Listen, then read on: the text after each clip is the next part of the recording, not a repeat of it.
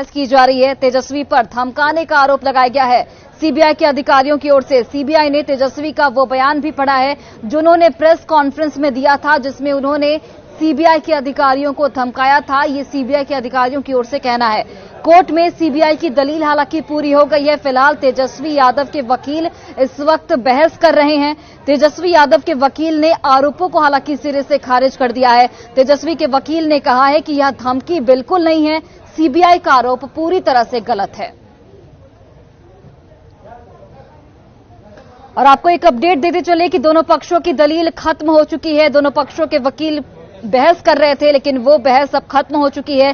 तेजस्वी यादव पर सीबीआई के अधिकारियों ने धमकाने का आरोप लगाया है और उस प्रेस कॉन्फ्रेंस के उस बयान को भी सीबीआई के अधिकारियों ने पढ़ा है, जिसमें तेजस्वी यादव ने अधिकारियों को धमकी दी थी। कोर्ट में सीबीआई और तेजस्वी यादव के वकील की जो दलील है वो पूरी हो गई है और तेजस्वी यादव के वकील ने इन सभी आरोपों को सिरे से खारिज कर दिया है। तेजस्वी यादव के वकील का साफ तौर पर कहना है कि यह कोई धमकी नहीं है, सीबीआई के आरोप पूरी तरह से गलत हैं।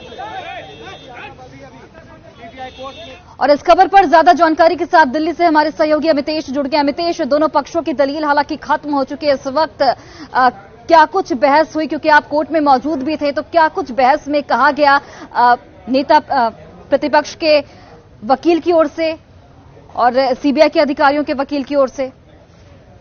देखिए, सबसे पहले सीबीआई की तरफ से बहस की शुरुआत की गई है। उसमें कहा गया, सीबीआई के वकील ने इन तमाम मुद्दों का जिक्र किया। उन्होंने कहा कि तेजस्वी यादव जो कि डिप्टी सीएम है बिहार के, उनकी तरफ से सीबीआई के ऊपर दबाव बनाने की तरफ से कोशिश की गई और खासतौर से सीबीआई ने इसमें कहा कि केस से जुड़े जांच अधिकारी हैं उन पर भी हमला हुआ, एक बार नहीं दो बार, लेकिन हमारे पास इसके कोई सबूत नहीं है, नहीं हम इस केस में इसको शामिल कर रहे हैं।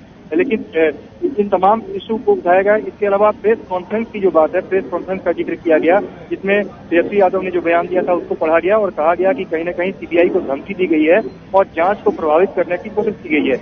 तो ये जो तमाम दलीलें हैं जो सीबीआई के वकील हैं उनकी तरफ से कही गई और ये कहा गया कि तेजस्वी यादव को जो जमानत मिली है इस मामले में, IRCTC मामले में, उस जमानत को रद्द किया जाए। लेकिन बाद में तेजस्वी यादव के वकील जो कि डिप्टी सीएम है बिहार के, उनके वकील ने जो तमाम दलीलें दी और उन्होंने ये कहा कि अगर आपको लगता है कि मैंने सीबीआई के अधिकारियों को धमकाया तो IPC की धारा 506 के तहत FIR क्यों नहीं दर्ज की। तो तमाम इशू इधर से कहा गया और साफ साफ शब्दों में ये कहने की कोशिश की कि सीबीआई की तरफ से जो दलील दी गई है उस दलील में दम नहीं है।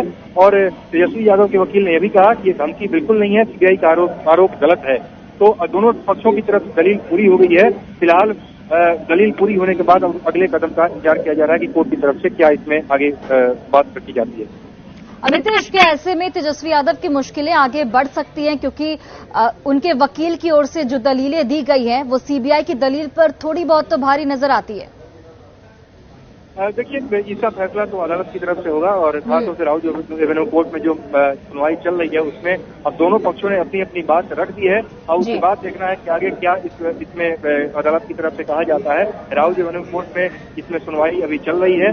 दोनों वकीलों की दलीलें पूरी हो चुकी हैं और तेजस्वी यादव के वकील की तरफ से अंत में ये कहा गया है कि सीबीआई की अर्जी को जुर्माने के साथ खारिज की जाए, यानी केवल सीबीआई की जो अर्जी है वो खारिज ही न की जाए बल्कि जुर्माने के साथ खारिज की जाए। ये तेजस्वी यादव के वकील ने अपनी दलील पूरी करने के बाद ये कही है और अदालत से मांग की है। देखना है कि इस पर क्या आगे कार्रवाई होती है। चलिए अमितेश, बहुत बहुत धन्यवाद तमाम जानकारियों के लिए।